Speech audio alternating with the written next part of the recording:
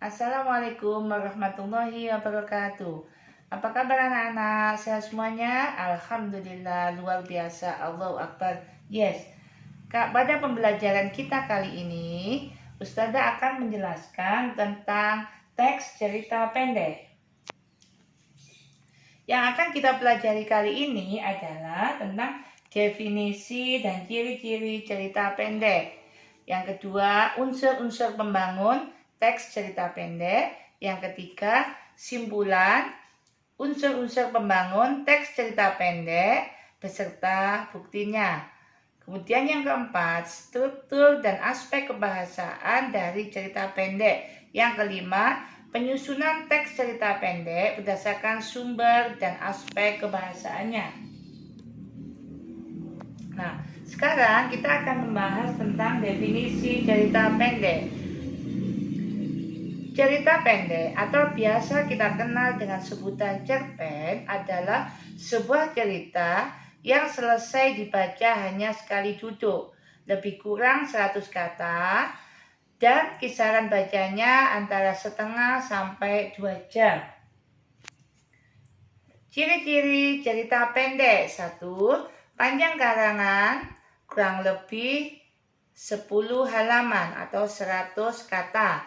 Habis dibaca dalam sekali duduk, hanya ada satu peristiwa yang menguasai jalan cerita.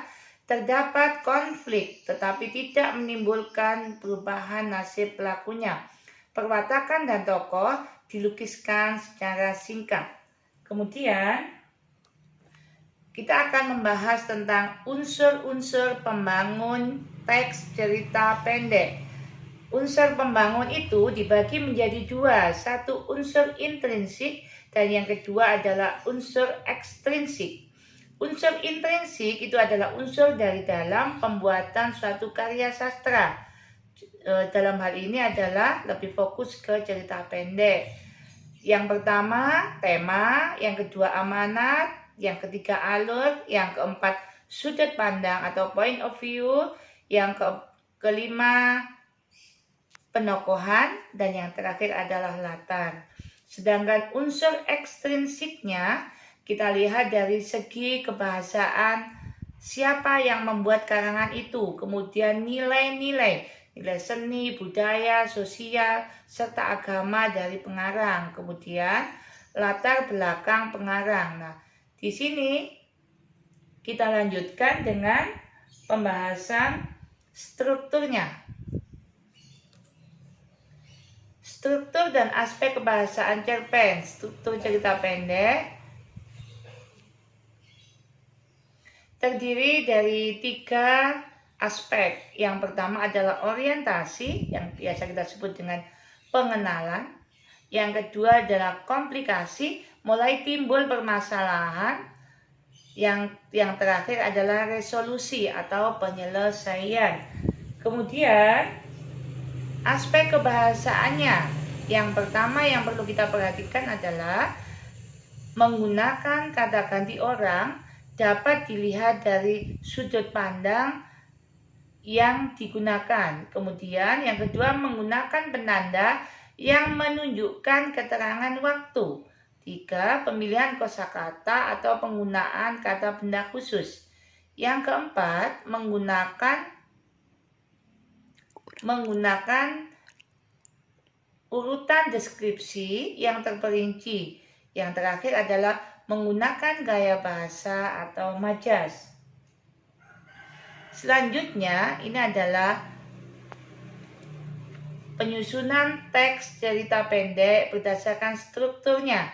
Langkah-langkahnya. 1. Menentukan tema.